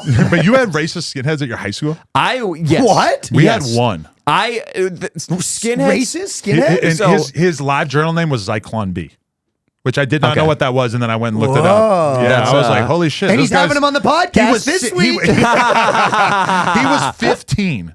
And that was his fucking username on live journal. You know, that's knowing the chemical that they dropped out of the showers in Auschwitz. I'm impressed. A kid that ignorant. Is there a porn star called Zyklon D? Zyklon D, dude? Zyklon D. I will find her. Dude, Dear a God. skinhead porn star will have the fan, I don't know, maybe Subscribe Star. He could probably make a killing on Subscribe Star if he goes by Zyklon fucking D. Subscribe Star is the canceled Patreon. Is it? Okay, I was wondering. Yeah. I forgot what we were getting into. Yes, my high school. You got a racist guy. It's on the outskirts of Sacramento, very, very rural, and there was this truck culture. This dirt bike Lot culture, lizards, loud and that clear. just breeds fucking skinheads, and it's just like a fucking cesspool of incest and hate for the Jews and blacks. But there was a local gang in our high school called the Confederates. They called themselves the fucking Confederates. Wow. And one of them yelled the N-word at a black kid in front of Orangevale Park while driving by after school. The black kid looks at the truck, sees it's leaving Casa Roble Fundamental High School, walks right into the office, tells the administrators what happened. They give him a yearbook. He fingers through the yearbook, finds the kid, and the kid is expelled. Wow. Awesome, dude. Just immediate justice. And then Efficient. that guy did 10 years for kidnapping, I think, like shortly after that. Really? Yeah, the white supremacist did. Holy shit. So Well, that's- there's You another don't have a cautionary lot tale. of job options. You think if you're some gonna of be the a white people at home kind of supremacist. spaced out on the way that his life ended there, and they just heard the beginning, and they were like, "Oh, I'm gonna get that's radicalized." glamorous. Yeah. Well, I can stay home with my mom and watch MTV all day. That's fucking sweet. But then he Holy did 10 shit. years for kidnapping people. It wasn't just expulsion. It wasn't just strawberries and rainbows. Dear God. I've heard a few, like, and this is a part of not like being from here, but I've heard a few people talk about how like, oh, there's like a racist guy at my school and this and that. And I'm like, my school is like whatever, half ethnic or whatever. And it'd be like, it was more like how it is now in like around Toronto, like at least the suburbs, like where I'm from, like it would be insane to like, if you dropped that word, it would be like doing that now. Like it was just so out of the realm of, and black kids were sort of like the cool kids too. It just wasn't. The idea of like being a racist would be like such a death wish at like where I'm from. Yeah, I hear people talk about there being skinheads out here and stuff, but it does kind of make me wonder like where they have to sort of like confine themselves to, because it feels like so many. You couldn't pull that off in New York. So many social environments, you are literally going to get punched in the fucking face as soon as you walk into a bar, right? Yeah. Yeah, I remember when I was training. You gotta be in the sticks, I guess. I was training jujitsu at a gym in Vegas, and one of the kids on the mat, there were like 6 people hanging out stretching after the roll, and he just kept saying in a hateful context, or like in a clearly not relevant to sexual. Here's what the example is. Like he's like, yeah, I competed against this guy over at Naga, and the ref was a total fucking.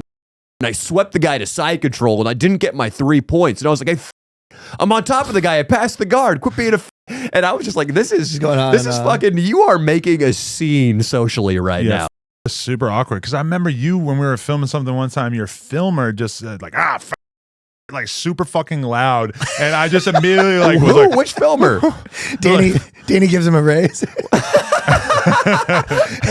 Welcome to the team. Your tryout is complete. You passed. Wait, was this Nico? Wait, he must have gotten like stung by a wasp, because no filmer that I have would just. I'm no snitch, Danny. Like I'm no snitch. Mine neither. Yeah. Ryan just knuckle pounded me. Dude, like I can't. My filmer would never just start saying. Maybe that. I'm misremembering it. I think so. Well, let me ask you a question. Was anyone there being a Yes. On second thought, Louis quite a CK few. Yeah, Quite that seems like a fair assessment. Was Yeah. that down the street in was that when I met Real Sky Bree, non-famous Real Sky Bree for the first time? Oh, really? Yeah, it's so interesting when you meet Imagine people. you had been single then. It's crazy because like I met Real Sky Bree, who's now like one of the biggest things in porn, like maybe a month before she blew up. You and I were filming with Nelk a year before they were the biggest thing on the fucking internet. It's so crazy to see people like before they have that aura. But I definitely hit with Nelk and when they were driving around in like a Mitsubishi, fucking 3 dudes deep driving to go film something and like losing the SD card. I feel like when I filmed with them for the first time, they might have already had 1 million subscribers. Like they were already doing cooking? pretty fucking good. Yeah, but like 1 million, but the money wasn't there yet. Yeah. Like they were still wearing clothes with spaghetti stains on them, and like their haircuts were supercuts. But in this day and age, it's kind of like tough to find somebody early on because there's so many people out there trying to catch the next wave. Because I remember by the time I met Nelk, FaZe was already all up in their shit and offering them to let them stay at the house. You guys should join FaZe, yada yada yada. And even then, like these young content creators, they know so much that they could have the biggest rapper trying to sign him or the biggest with one collective, message, and they still from the get go are not going to just jump out the window and be like, "Oh, let me sign this contract because this rapper thinks is acting like I'm cool." They've heard too many cautionary tales from their peers, I think. Yeah, that's I got when I got like 50,000 subscribers on YouTube, some guy called me up and he's like, "Hey, I'll give you money for hotels and for gasoline and I own 20% of your content for life." Oh my God, that's amazing. This guy, I'll give you money. That's the place to stay. But was it You're like a dollar amount? No, Danny goes, "You like my content?" He goes, "You make content?" I'm just. But was it a thing of like, "Oh, I'll give you 20 grand and you just give me 20% of everything you make for the rest of your life"? He didn't say. He wasn't throwing around dollar figures. He kept using the word Rolodex. He's like, you got access to my Rolodex. I know Vitali.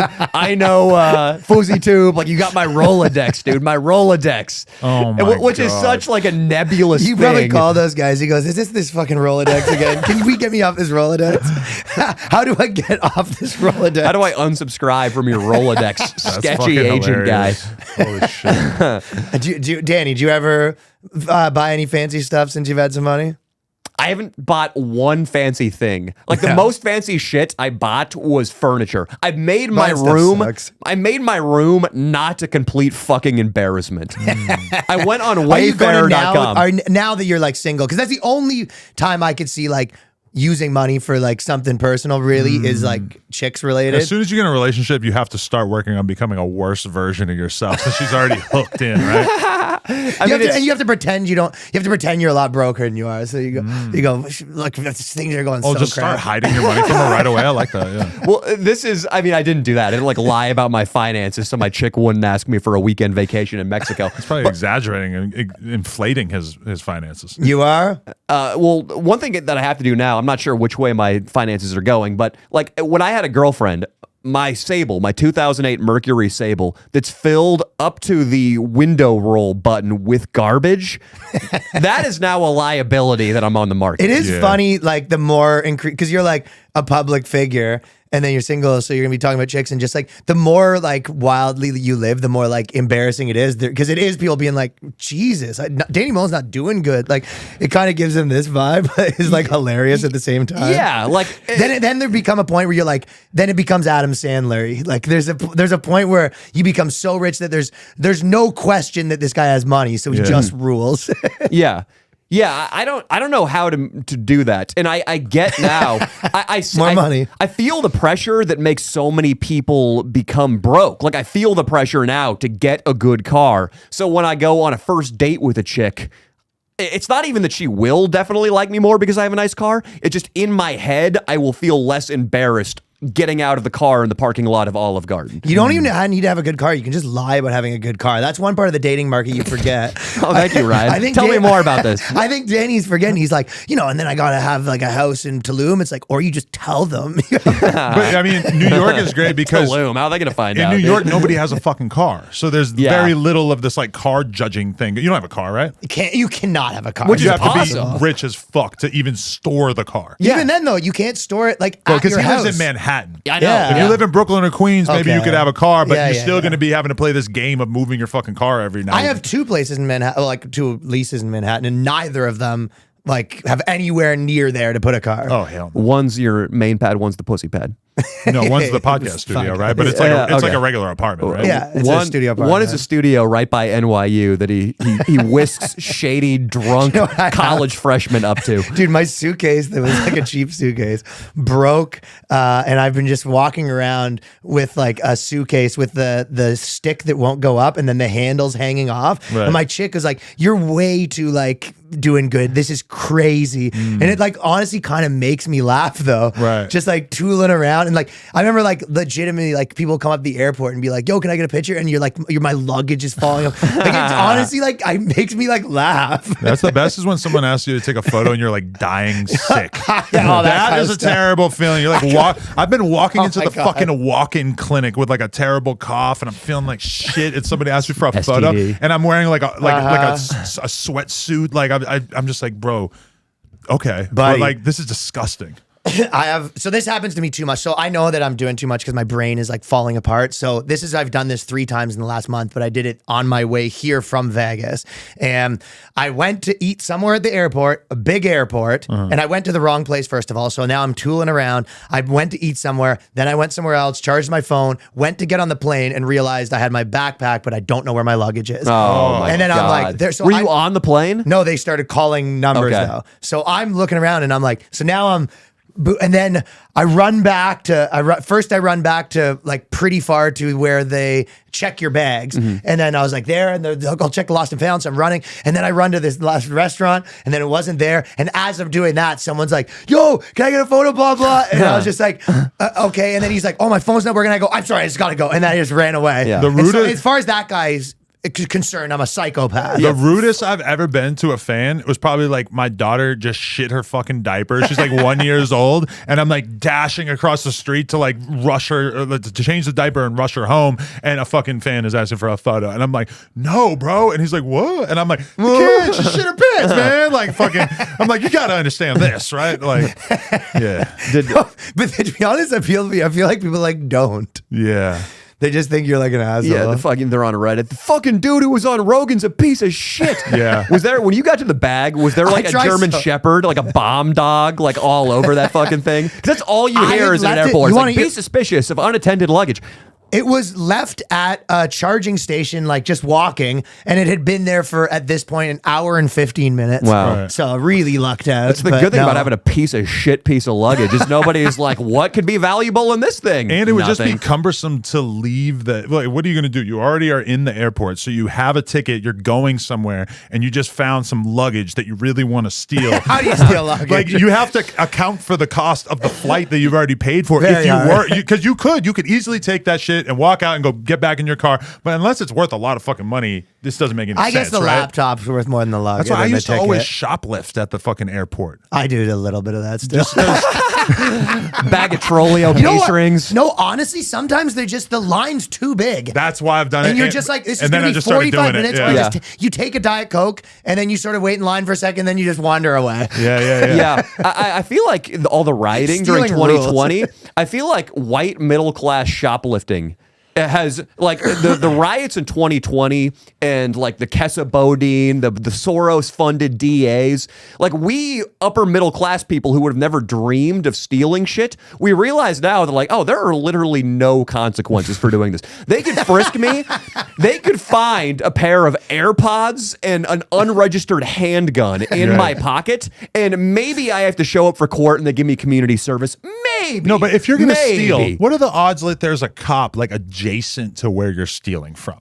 Very low. Almost none. When do you see Yeah. cops? Like you fucking, there's gonna be a security guard. He can't do shit to you as soon as And you walk even out the then, door. you could just go, oh my God, holy shit. Yes. I shoved 8 packs of Bic razors into my waistline. I'm so sorry. Oh my God. There's a pack of Snyder's hard pretzels up my asshole by mistake, Classic. officer. And that's why my favorite style of stealing, as a person who did a shitload of shoplifting as a young guy, is like I would go to the Barnes and daylight. Noble. I would get like a magazine that I actually wanted to read, and then I would get like 8 computer programming books that are like $150 each, and I would sit down. I would read this copy of like Snowboarding Weekly or whatever the fuck it is, And then I would take those books under my arm after having looked through them and removed the metal tag, and then I walk out. Not 8 is ridiculous, but you could have 2 or 3, no problem, and nobody's gonna really stop to think of checking you unless they have like a specific security guard right at that exit. But for the most part, it looks like you're handling yourself. There's never a moment where the guy watching the security camera would be able to say, "Oh, he's stealing." Yeah. But even fucking I like now, it. like how many viral Twitter videos have we seen where a guy walks out with an armful of gear at CVS and the security just has to let him go? Like you could steal 8 books that are on computer programming at Barnes & Noble that have a high resale value. Like you just walk the fuck out. And now. that's why there's so many times when I was watching this Gideon vlog and he's getting kicked out of the mall for spraying the shit spray on people's wrists and everything like that. And as soon as the cops start talking to him, in my mind, it's like, bro, get the fuck out of there. You do not want to be in this situation. They can beat your ass. They can arrest you, right.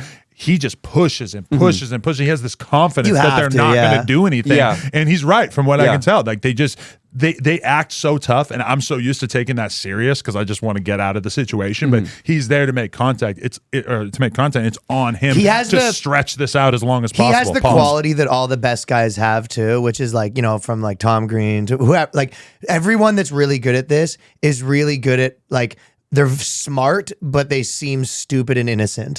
So that's what Gideon has too. Like he's very like he seems like very innocent, and he seems like very like sweet. Yeah. So you can get away with a lot if you're that, and then also a little shit disturber on top of it. He had one. Where, you remember T-Rel, who was on this podcast? Shout out to T-Rel. There was a Gideon video where T-Rel's fiance was out in public in Beverly Hills with a couple of models doing a photo shoot for their store/clothing line, right? And Gideon approaches them and just starts fucking with them. He has no idea who they are. And at one point, she had just had a baby. He said something to her that basically was him. I think he said, "You're a big body." Was that it? A wide, something like that. Hidden camera, or is the camera up in their face? The camera's right there. Either way, it's just like the kind of thing that if you told me like, oh, this YouTuber called my girl fat for content, it sounds like something that you like are gonna want to beat his ass for, right? But Gideon like pulled it off. Yeah, he pulled it off because he's like actually charming enough that it was kind of hard to really fully your be mad at him. Your face is saying a different thing than your words. A lot of times. Just how do you get mad at Gideon? Like he's just he's too pleasant. Like I don't know. He's got a soft side. I don't know if you had any of these techniques, but one of the things early in the days that I got really good at was whenever the cops were coming, like I used to be able to take memory cards out of the camera and replace it with another memory card and then slip it into my pocket, and then we would let the cops delete our card. But would the cops? They don't do that anymore. The cops won't try to confiscate any personal property. This is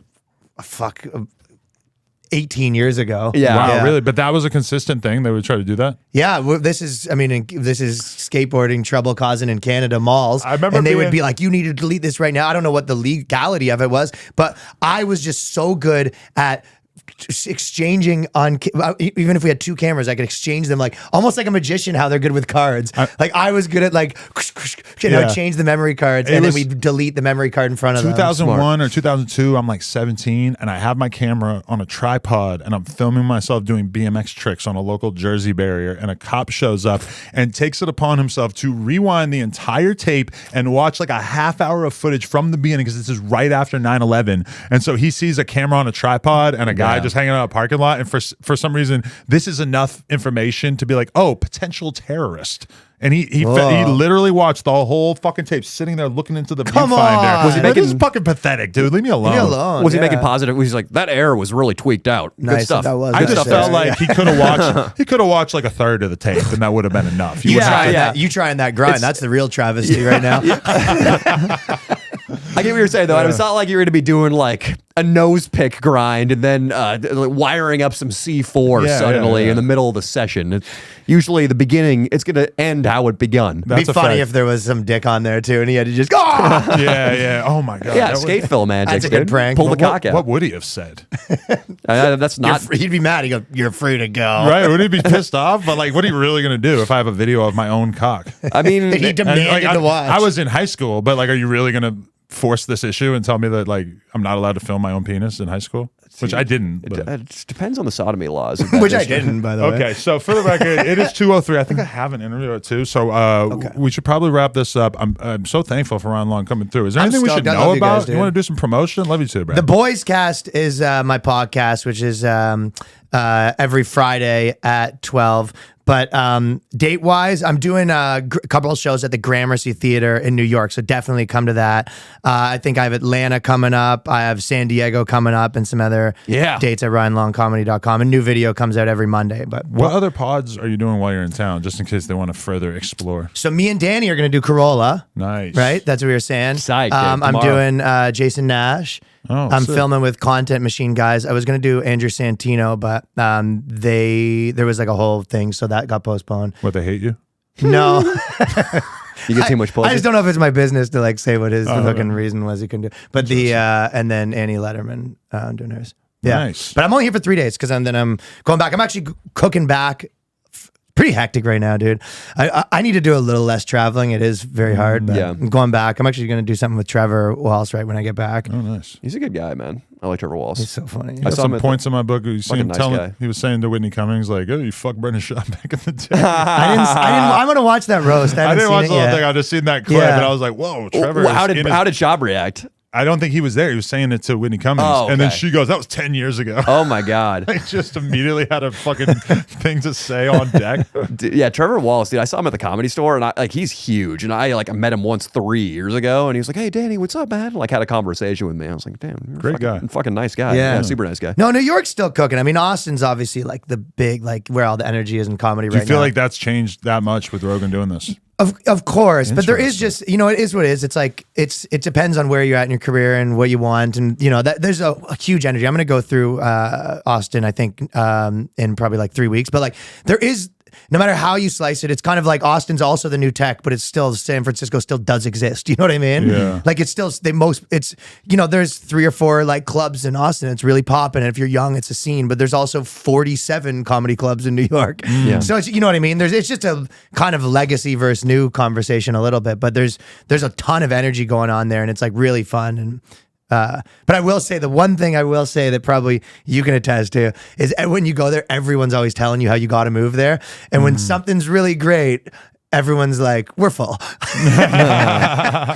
Like Wow, when that's interesting. When if a party's amazing, I'm not getting a text. I've had I'm getting a podcasters, text when it's getting there. but like I've had podcasters who like basically are doing the same thing I'm doing, and they're like, "Yeah, I'm thinking of moving to LA," and I'm like, in my mind, I'm just like, what the fuck? Like, you really gonna tell me? Like, you're free to move wherever you want, but like, you can't expect me to act happy about this. Yeah. To recycle the same guest pool of people. Oh, that sounds great. Yeah, I would love to divide the views up on that guest 4 ways instead of 3. Yeah. So I guess there's still growth. I guess it's still like a growth industry, to use like tech terms or whatever. But the energy is there. It's like, I don't know. It really is like cool. It just feels like everyone's pumped to be kind of part of this thing that's like, happening. And Joe Rogan, like, probably one of the most in the world that like loves comedy, so the club's just like built just like that. But yeah, I don't know. I'm at the Comedy Cellar all the time. It's still the coolest club in the world. I mean, all of it's cool to me. I'm still feel like a fucking kid from Canada just moved here, and it's all kind of cool for me. Still, and so we discussed going to the Comedy Store on Saturday night, but then we didn't talk about it for like 3-4 days. Danny hits me up at like 7 p.m. and he's like, "Hey, you still down to go to the Comedy Store?" And I'm like, "Oh my god, bro! Like I've been planning out my energy levels all day, and I was really expecting to not need any energy at 7 p.m. You forgot about it. Because I'm up at like 6 a.m. with the kid. And then I immediately feel bad though, because it's like, this is exactly what I should be doing, is engaging in like actual friendship stuff, right? Mm-hmm. Yeah. It's important. Yeah. Comedy Store, yeah. Friends. When I saw him drive to San Diego to go to your show, I'm like, oh, that's like what friends do. They go out of their way to support each other and hang out. I haven't really like been that tapped in with that part of myself for a while. Yeah, but I that have was that a little more than bit. friendship. Him and I, though. Fucking green room. Like a gay thing. I actually do know exactly what you mean, because like I get the like utility of it also, not just for like work, but for like mental space. You know what I mean? Yeah. For everything, like it does matter. But like the only way I could say it is, for me, what I've been better at is like, this can't always be a consistent thing, but it's like, yeah, be like, okay, every month it's like, I'm going crazy for 2 days, like getting the boys together, we're doing this. And you're in a position where you can kind of be the ringleader of that too, right? So you can kind of do it on your terms and be like, hey, we're going to do this thing. I want everyone to come. So that's what my whole thing is, I realized at a certain point I replaced like friendship and socializing with podcasting and making content.